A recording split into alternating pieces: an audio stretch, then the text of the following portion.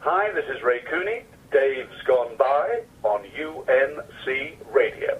Shalom, damn it, this is Rabbi Sol Solomon, very excited to be talking to a funny person, a funny writer, and as we're going to find out, a funny director, possibly even a funny producer. Not so sure about that, we'll figure it out. His name is Ray Cooney. You've seen him, his shows on Broadway, including Run for Your Wife, of course, and that play is now being made into a movie by this octogenarian man who, by the way, is an OBE. Very impressive. I have no idea what that is, but we will ask him. Ladies and gentlemen, please welcome playwright Ray Cooney. Shalom, Ray Cooney. Shalom. What an introduction. Well, I tried. I'll tell you what OBE stands for, shall I? Oh, if you would, kindly. Oh, bloody hell. Because you have to go to Buckingham Palace to get it and dress up, and you have to kneel before Her Majesty, who is a charming, charming lady, but it's still oh, bloody hell. Anyway. Okay, come on, you wouldn't trade. Would you have traded that experience, even if it was a pain in the butt? Come on. Wasn't it? No, it was very, very pleasant, and my wife and number 2 son accompanied me. It was lovely. It was just a recognition of what I've done in the theatre. And those sort of recognitions usually get given, to the posh guys, the people who write like Harold Pinter and writers like that. So to get it for writing the kind of plays I write, it was very pleasant. Do you remember at all any of the chit-chat you had with Her Majesty? Anything she said? Of course, I said Her Majesty then. In fact, of course, it was Prince Charles. And I remember going in there, and I said to one of the gentlemen in waiting, I said, by the way, should I be saying ma'am or ma'am? He said, if I were you, I wouldn't say either. It's Prince Charles. So, I forgot. It wasn't Her Majesty. It was Prince Charles, who was charming. Who was? This was, by the way, in 2004. So he was between wives or almost on his second one, right? Or was she there, or was he alone? Was he stag? He was stag, as they say. As they say. But you were with your lovely wife and one of your children. Was that the fellow who is also one of your kids is a screenwriter? Is that correct? He certainly is. Michael Cooney. Yeah, he's a lovely guy. Got 2 lovely grandchildren now we have. And he wrote Identity with John Cusack, which some of your listeners may have seen on DVD or even in a movie house. Yep. Now, speaking of movie houses, Run for Your Wife was written, I guess it must have been, 25 years ago? I don't have the exact... Well, it was 30 years ago. See, Run for Your Wife seems like one of my more recent plays to me, in my mind, because I first started writing in 1959. Wow. By which time I'd already been in the business as an actor since 1946. I mean, you can see how far back I go. I'm almost, almost back to Shakespeare's days. I have to put on my glasses to see how far back you go. Oh, there you are. I can see you in the distance there. You caught me. Okay.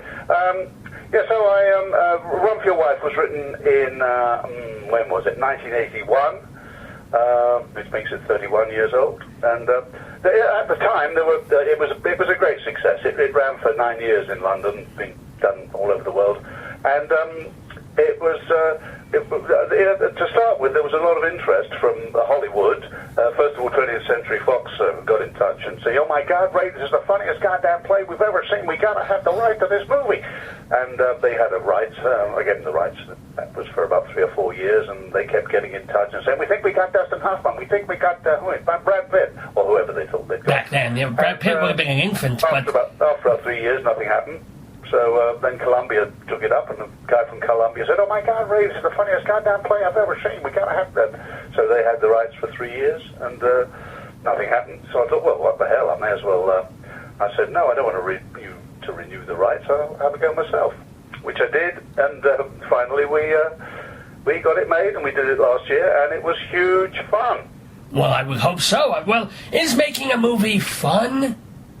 Well, it is if you get the right people. Yeah, I mean, as long as you need, for my plays, and as it turned out for this particular movie, you need a team.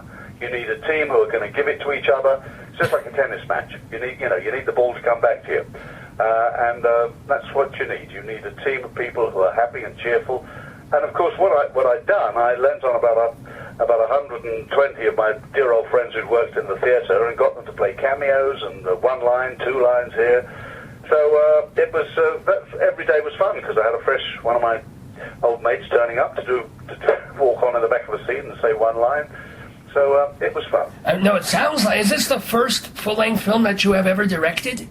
No. In the early days, I co-wrote a couple of plays with John Chapman, one called Not Now Darling, and then I wrote by myself Chase Me Comrade. We turned those two into movies in the early days, but then all we did then was they were really photographed stage plays.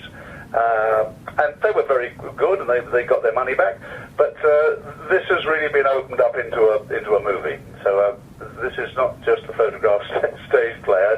I did quite a lot of work on the screenplay here. Well, to be fair, we should also mention that the film is co-directed by a fellow named John Luton. I'm wondering how you divided the responsibilities of who did what in co-directing. Well, John had been in the movie business for years and years and years. He's a very experienced cameraman. So between the wonderful cinematographer called Graham Fowler and John Luton, they knew all about the best camera angles and where to put the camera and should we creep in here or come under there.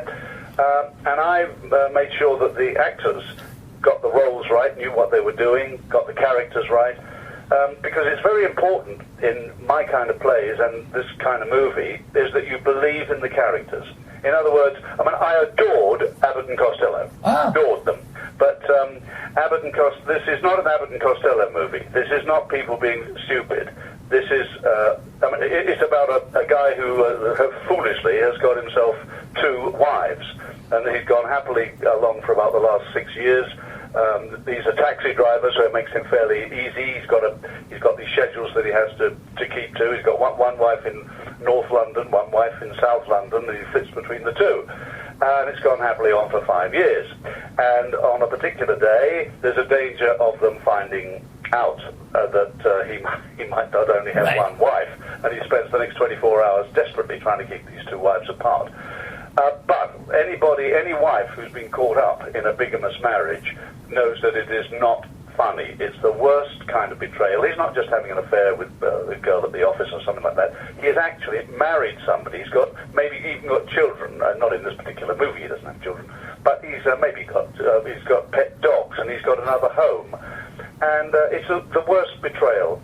Now, I don't dwell on that in this movie, but the actors need to know what is at stake. It's serious. Oh, well, absolutely. In several interviews, you have said, and certainly you're not the only one, that you don't play buffoonery, you don't play comedy, you play it within an inch of its serious life. It's the situation that is the comedic part, that is the funny part. Yeah. You let the audience decide, but you need actors to know intrinsically that it is funny. You need good comedy actors, but they need to be good straight actors as well. They don't grow on trees, these actors.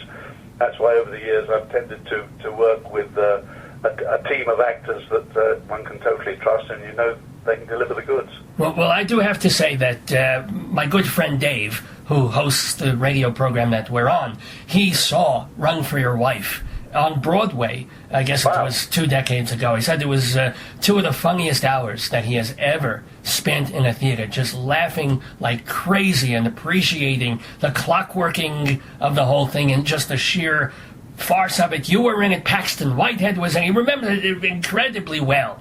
And it was fantastic. I just loved it. We were only there because what we did was that particular production, because of the equity rules, we split it between British actors and American actors, and we did I think it was something like 2 months on Broadway, and then they came to 2 months in London, the same cast. So it was a wonderfully happy cast. Lovely actress called Kay Walby was in it, who's become a good friend of ours, and lovely Paxton, who's a terrific actor. Now he epitomises the kind of actor that one adores working with. He knows it's serious, but he knows where the comedy lies. I recall Dave telling me just how brilliant he was, and you were pretty funny too, but it seemed like going over your Broadway career, which has not been It's a rather small resume for Broadway. Most of your work has been across the pond, as we like to say. So I'm wondering why perhaps you have not had the success in New York that you've had over there. Because I thought the play was hysterical. Dave did. Well, of course, if I knew Dave, I'd be terribly fond of Dave, because he's obviously a supporter and a fan. So I think I would grow to like Dave very much. I can't quite think why. The only other play of mine that I co-wrote with John Chapman, called Not Now Darling, that played Broadway earlier and wasn't a huge success. I suppose, if you've got your fantastic Neil Simon, there's not a huge room for British kind of comedies, but luckily for me, the plays are done all over the world. Apparently, I'm very, very big in Moscow, but my wife and I adore going to when they're playing in Paris. That's a trip we love doing. But you have recently had on Broadway a very big success for One Man, Two Governors, right, which is a British piece, which is so they maybe the time has come. They haven't enjoyed British comedies as much as they've enjoyed One Man, Two Governors. So maybe there's a new era coming up. Starting to be room for it. Well, does farce, even over where you are across the pond, does that get less respect than, well, serious plays, of course, but even comedies that don't go by the mechanisms of farce? Well, people have often said that. They say to me, is farce treated with the same kind of due that it could be and respect? But I must say, for my plays, look, if they're not good farces, then they will get panned. But if they are good of their kind, the critics tend to be marvellous. I must be honest, since you're talking about this, I've had some wonderful reviews for the farces. In fact, I really I've never had a bad set of reviews for any of the comedies. King of Farce and stuff like that, I'm called, which is lovely. Better than being called Queen of Broadway. The critics, I'm not quite sure why farce has got this reputation. It could just be that if they're bad of their kind, they do get torn apart. Oh, well, but also even like if you say to people in theater or critics or whoever, you say, oh, William Shakespeare, they go, oh, Shakespeare. You say Moliere, they go, oh, we like Moliere. And they're just not put on the same level, even though they're both obvious geniuses, Very strange. Well, the two guys you've mentioned, of course, they've been famous for hundreds of years. I mean, maybe in 400 years' time, they'll be saying, oh, my God, Ray Cooney, oh, my God, he is the greatest, along with Shakespeare. Who's Shakespeare? I don't know, but Ray Cooney, he's the tops. Well, I'm already saying that. I think Ray Cooney is the greatest. Let me ask how you got started as an actor. As you said, back in the early 1940s it would have been. You were acting... 1946, I was a 14-year-old boy actor. All I wanted to do was to get into the theatre or the movie business. I wanted to be either Laurence Olivier or Marlon Brando. And I got into, first of all, I did quite a lot of stuff as a young boy actor. Then I had to do what we called over here my national service. I had to do 2 years in the army, which I happily did. Came out, and then I got into what we call weekly rep, which is rather like your summer stock, except you do it for 52 weeks of the year, and then you do a different play every week. So, and I did that for about 4 years. So by the time I got into the West End, I'd done about, although I had appeared in the West End as a boy actor, but by the time I got into the West End as a grown-up guy, I'd done probably about 200 plays. I didn't realize what I'd soaked up. So when I came to, I got into a play that ran for 4 years in London, and during that time, because in those days the equity contract was a run of the play. You had to, unless you dropped dead or went mad, you couldn't get out of your contract. It was a run of the play contract. So I did this play around for 4 years, and I thought I'd better do something other than chase girls and play tennis. So I started to scribble, and as I say, I didn't realize over the years in weekly rep what I had soaked up. I just found out that I knew so much, and what I'd learned. Because when you're in weekly rep, you're with actors who've acted with actors, who have acted with actors, who have acted with actors in Shakespeare. Shakespeare's plays. And so many little tips, silly little tips, which I now pass on to actors. Oh, such as? Let's have one. Okay, I'll give you one. Please. Which is, in my kind of plays, you need to keep your eyebrows up. Eyebrows up. You see, because if you're saying to somebody, telling your best friend that your wife is having an affair. Now, if it's a dramatic play, your eyebrows are down and you're frowning. My wife's having an affair with the guy next door. And that's that. That's the drama. Maybe I wasn't very good at it, but that's a drama. In my kind of plays, your eyebrows are up and you express astonishment and I can't believe it. And I wish I didn't have to tell you this, but my wife is having an affair with the guy next door. And it's Jack Lemmon. But maybe more truthful than I did it then. So eyebrows up. Probably Shakespeare's plays are.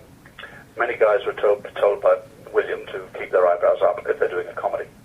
So I pass that on. That's a wonderful. It never.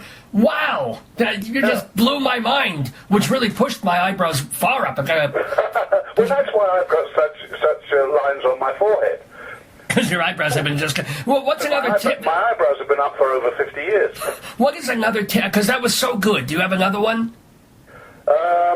No, the other thing that comes to mind, I don't know if you know this phrase, but in the theatre, if you inadvertently giggle on the stage, it's referred to as corpsing. I saw you corpsing last night. If one of the actors closes the door and inadvertently gets their foot stuck in the door when he's supposed to close it, the other actor will try and cover up a silly giggle. That is known as corpsing. Now, do you know why? No, I do not. Okay. In Hamlet, there is a gravedigger's scene, and apparently, probably at the Globe Theatre in London, in Shakespeare's time, Shakespeare was involved with the production of Hamlet, and one of the gravediggers nearly slipped down the hole they were digging for the grave, and of course, two of the others started to giggle at this. They thought it was funny.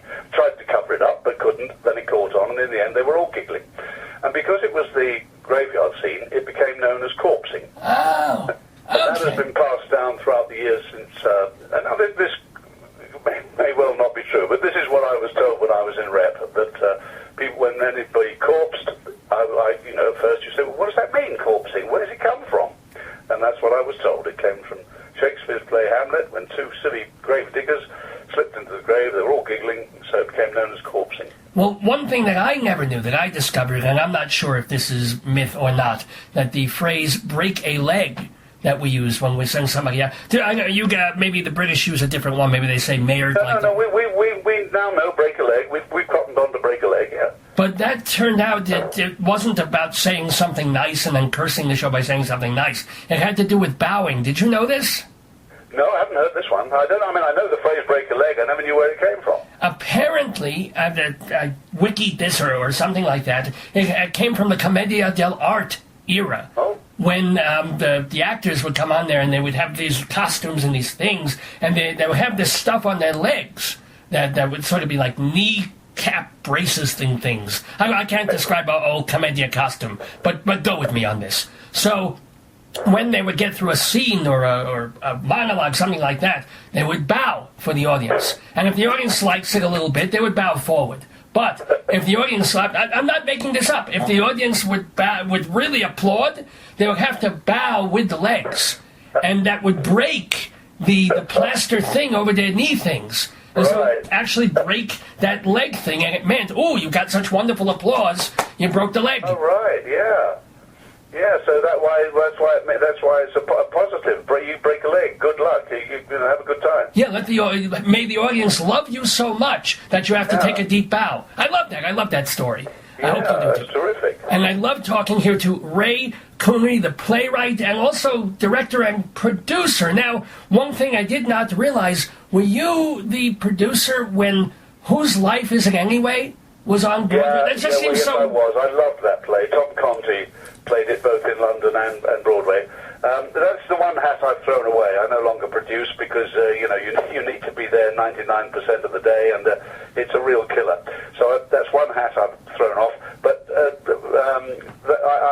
loved that play. Yeah, and it was a great success. And one point, did you even own a theater or two, or you didn't go that far? Yeah, I did, yeah, stupidly. I've done some stupid things. That's the other hat I've thrown away. Well, wait, why was it a stupid thing? It sounds like the most... it sounds like a 24/7, 7-day-a-week job, but a wonderful one, no? That's what made it so stupid. And, it was just too tough. And I enjoyed every minute of it while I was doing it, but then I realized, this is crazy. Producing, running theaters, all I really want to do is be Marlon Brando or Laurence Olivier. What am I doing here? So I've chucked those hats away. I now write and direct, and if anybody wants a lovely actor, I'm there. Oh, well, you're 83 years old? How old are you now? 80. Last year, I celebrated my 80th birthday. I celebrated my lovely, lovely, delightful wife, Linda, our 50th wedding anniversary. Mazel tov! Yeah. That means congratulations. I just throw that in there. But is there any sense of slowing down? You seem to be in amazing physical condition and mental condition. Have you you threw off the producing and all that stuff a while ago. You just directed a movie, for crying out loud. So I still work 24 hours a day. I mean, I love the business. I've been the luckiest man in the world to get up every single day of my life and know I'm going to enjoy what I'm going to do. I've been totally spoiled. And no, I think in our business, unless something intervenes, you either go mad or drop dead, and I might be between the two, but it's in the genes. I've been you don't look like the person who wears jeans. My jeans, not the jeans I'm wearing. Okay. My jeans. Can I ask, though, the one thing I found a little troubling is in lists of what you've written, your plays, the last one was Time's Up, and that was a couple of years ago. I thought, oh my God, is Time Up? Have you written, or have you just been doing other things since? No, I've been doing lots since. Is Time's Up the last thing you've got on my list of achievements? Yeah, apparently, yeah, the last play. So I'm wondering what's going on here. Time's Up has had a wonderful history. I first wrote it as a stage play, and we did what I always do. We had a rehearsed play reading, followed by a tryout in one of our repertory theatres, local, weekly theatres at Guildford, which I love. And I wasn't quite happy with it. And then I don't mind how much work I do on my plays, rewriting. I think it was Neil Simon who said the plays aren't written, they're rewritten. I think it was Neil. So I turned it into a musical, which we've tried out a couple of times, and I went, where did we do it in, we tried it out somewhere, in just outside LA, and I've tried it out in Guildford. So it's called Twice Upon a Time, or it might be called Twice in a Lifetime. Not quite sure which title to use, but I've turned it into a musical, and so that's probably will be our next London venture. Oh, cool. Have you got Tom, Dick, and Harry on the list of plays there? But even that one, and I'm looking at the Wikipedia page as we speak, and that's listed as 2003. Which one? Tom, Dick, and Harry. Oh, Tom, Dick, and Harry. Yeah, that's what I wrote with my son. Yeah. Well, for the last 3 years, I suppose, I've been working on the movie of Run for Your Wife. Okay. Yeah, I was just wondering, because it lists Time Up going back to 2005, doesn't say that you turned it into the musical, doesn't say anything after that. So it has that last... Is that Wikipedia? That is, which you can change yourself, So you may want to... I don't do that sort of stuff. No, the shutters came down on my brain after the fax machine. I thought the fax machine was brilliant. No, so what I do when I'm able to send emails, I've got a lovely manager called Alan. So I write out my email in longhand, and then I fax that to my Alan. Alan then emails it to whoever, and everybody says, "Oh my God, Ray, you're the best. My God, your emails are fantastic." And of course, I don't really do it. So and my wife does emails. So there I am, sitting up in bed, dictating to my wife, and she sends out the emails. Do you write your plays in longhand? Oh God, yeah. You should see my attic with all these rewrites. Everything I do in longhand. I probably in longhand my plays go to about 200 pages. It's so much simpler. You come to a line. Oh yeah, I'm going to put that in Act 1, Scene 2, and you cross it out there, and you say go back to page 1. If you try that on your computer keeps breaking down. Oh, well, yes. Oh, God forbid you lose, or it breaks and you lose the information or what you've been working on for the past 2 hours or 2 weeks. Yeah, you're right, yeah. No, I'm sticking to longhand. Have you, all that stuff in your attic, have you given that to a university yet? Have you made provisions for where that will go? No, that doesn't enter my head, no. No, they can all do that when I kick the bucket. No, I do. People keep saying to me, why don't you write your autobiography? Well, I'd much rather sit down. I'm already working on, I wrote a sequel to Run for Your Wife, which was called Caught in the Net. I hope Wikipedia have got that. It's on there, yes, it's on there. Oh, good. I mean, I do distrust Wikipedia, because one of my mates in the movie of Run for Your Wife is Judi Dench. She has about four or five lines. She plays a bag lady. Somehow or other, on Wikipedia, it said that Judi Dench and Danny Dyer, who plays the lead, Judi Dench and Danny Dyer, were starring in Run for Your Wife, the movie of Run for Your Wife. That really upset me, because she's playing... I tried not to give too much publicity to all these lovely friends of mine who over the years I've worked with, who are now playing 1 and 2 lines in my movie.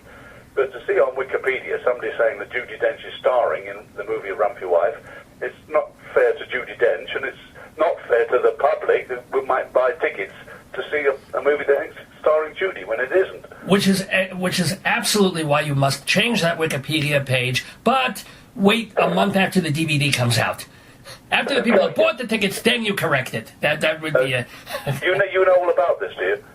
About how to change... Oh, yeah, I mean, you could change it or get your Alan to do it for you and just say, she's not starring in it, she is in there, she's wonderful, she's Judi Dench, but, don't go expecting to see her for 45 minutes, 45 seconds instead. I did get in touch with Al, so hopefully Alan's done that. I'm sure it's a minor... But the point is just to keep your stuff out there, which is the wonderful thing. Can I ask about... well, it's funny you mentioned, have you ever written one of your farces that is more autobiographical than others? No, because most of my plays about husbands are being unfaithful to their wives. So, I mean, none of this is autobiographical. No, fair enough. And you yeah, sorry. No, they're not. No, I just...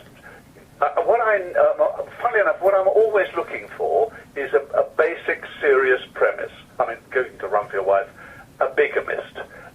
Just something simple like that, and it starts from that, and then I go around maybe for a year or two making notes on pieces of paper, and then once the pieces of paper are totally overcrowding my pockets, I then think, well, I better get up to the attic and write this one. But and is it usually... I'm always looking for a serious basic premise. And it's usually like a newspaper clipping will spark something like that. Could be. Yeah, well, that kicked off Not Now, Darling many years ago, yeah. Yeah, that was a newspaper clipping, yeah. Can I ask, is the audience always right? Oh, yes. Oh, yeah. I mean, with my play Funny Money, we had the rehearsed play reading, and I was absolutely delighted because the first act went well. I do these play readings. We rehearse them. We rehearse them for about a week, and then play read them in front. And I always have an audience, maybe 100 people, something like that. And the first act of Funny Money went wonderfully well, and so I thought we were having a 10-minute break. I thought, oh, thank goodness, this is working. The second act just fell apart. It didn't work. So I did a big think, total rewrite, rewrote every single word of the second act, went off on a different tangent, and 3 weeks later we tried it out, and it all worked wonderfully well. Actually, sometimes in playwriting, though, what happens is the second act doesn't work because there's trouble in the first that you don't realize. Has that ever happened? Absolutely. Oh, it stems. If you haven't got it right from the beginning, it'll never get right by the end of the second act. You should be asking Neil Simon all these questions because Neil knows how to shape a play. He's great. Well, you're pretty good at it too, my friend. I mean, thank you. And also, I've heard you call Alan Ayckbourn brilliant, which of course he is as well. He's fantastic. Yeah, there's a wonderful revival of his just finished in the West End, a chorus of disapproval. I'm not quite sure if that played Broadway, but can you? Alan, it hasn't played Broadway, no. But yeah, what about Alan? Yes. I was going to say no. Alan's had successes on Broadway. Oh yes, absolutely. And I'm wondering though, when you watch an Eckborn play or a Michael Frayn farce or a farce by somebody else, can you just sit back and appreciate it, or is your brain going, oh, this is how they did that, and this is coming up, and that's how he set that up? Can you just sit back and enjoy? Well, always when I usually get totally lost in musicals. I adore musicals, but I don't go very often because they make me cry. But musicals, great. I can sit back and get totally enveloped in them. But if it's a similar play to mine, I do kind of sit there thinking, no, hang on, that actor hasn't quite got it. He doesn't know how to deliver that line. And then, or I might see somebody having an exit line, and the director hasn't got them to the door beforehand, so the actor can say, and the same to you, and exit through the door. He says, and the same to you from the middle of the stage, and he has to walk right the way to the door to get off. So I will be looking for things, not looking for them, but they strike me.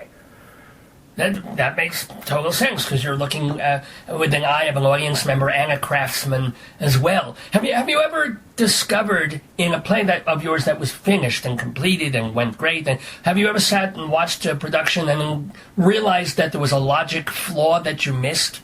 Something that you're like, oh, that nobody else in the audience even caught, by the way. I don't think so. Look, I don't know if you can hear all these telephones going off, but my wife will answer those, I'm sure. I'm not quite sure where they're all coming from. So what was that last question? Oh, no problem. Majesty?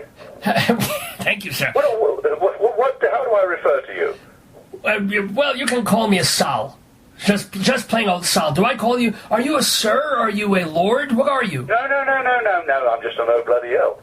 No, I'm not a sir. I mean, some people do write to me as Dear Sir Ray, because they think if you've got a recognition, which B-E is, that you must be called sir. But you just call me Ray.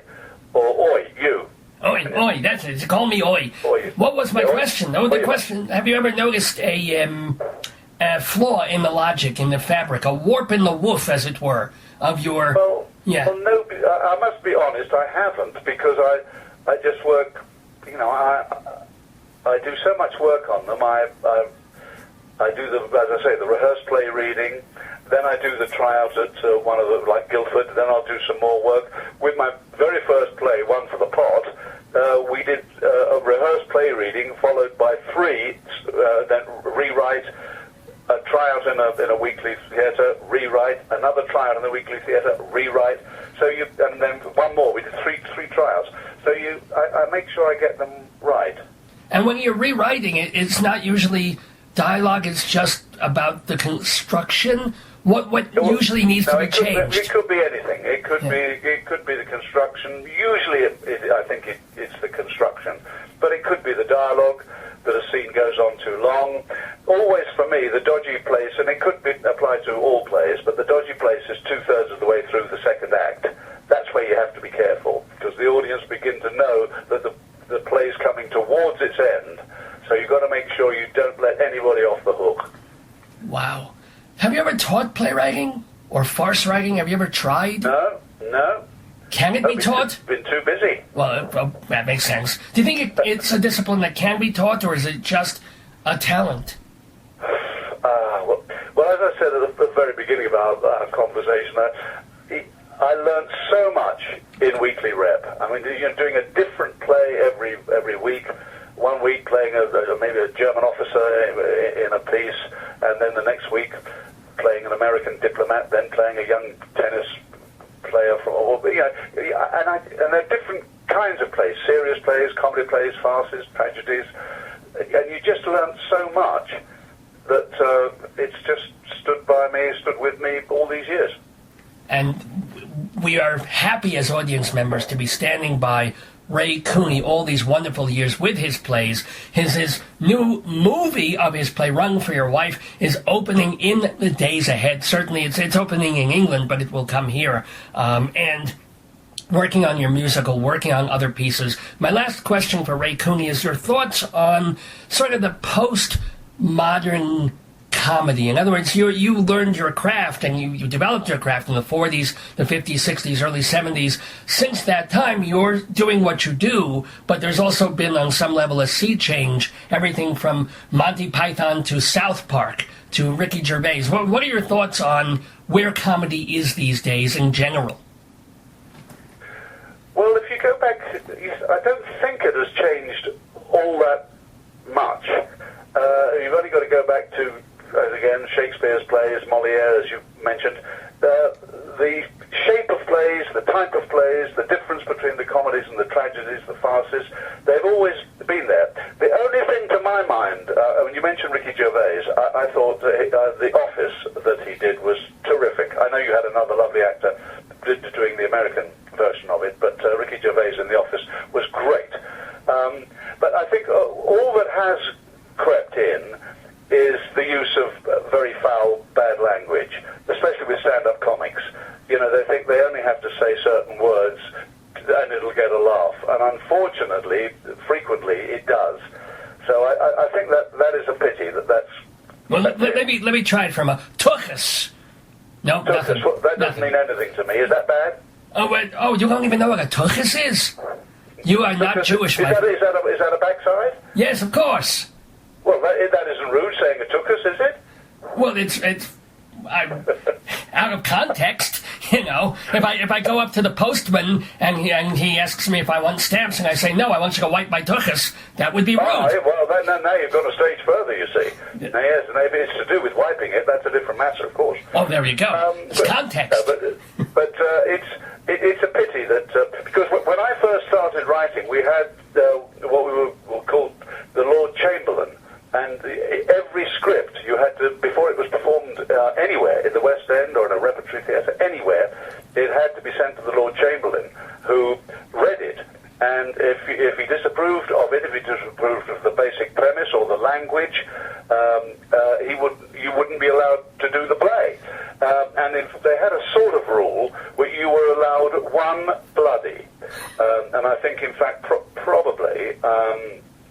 it was Bernard Shaw in Pygmalion, when Eliza Doolittle says at the end of, I think it's Act 1, she says, yeah, not bloody likely. Of course, got a huge laugh because bloody hadn't really been used before. Well, didn't she also say, move your bloomin' arse? I mean, that's a little worse. No, she didn't say that. That would have been put in since then. In the original script, there's just one bloody. But and that's all you were allowed. One bloody, and they would see if it was in the right context, if it was acceptable. Then the Lord Chamberlain was totally done away with, and so gradually in my play, Rump Your Wife, I've probably got a few bloodies, you know, get out of the bloody way, and things like that. But not many, and certainly nothing really strong. In any of your you've never used the S word or the F word or the Q word. The Q word is I can't even mention. It hurts me to even think about the Q word. But you've never, none of your plays, you've never used that. No. That's pretty. I think that's pretty cool. I mean, but it's funny that where you're worried about words, and yet you're writing plays about people who are married to two women, sleeping with two women. Yeah. And it's funny how we put all this onus on language, and yet the activity, well, who cares? Bring a 5-year-old. I think that... I do agree with that, yeah. Oh, my God, to be agreed with by Ray Cooney makes my day. And it has definitely made my day to talk to the wonderful... It'll be in the New York Post tomorrow. Actually, my friend Dave knows Michael Riegel very well, so it just might be. Okay. But it has been really just a non-farcical joy talking with you. Non-farcical joy? Yes. No, that wouldn't be a bad review to have, would it? No. Yeah, actually, that would be a lovely... that would be my review of this conversation, talking to Ray Cooney. Much success, much good health. It's been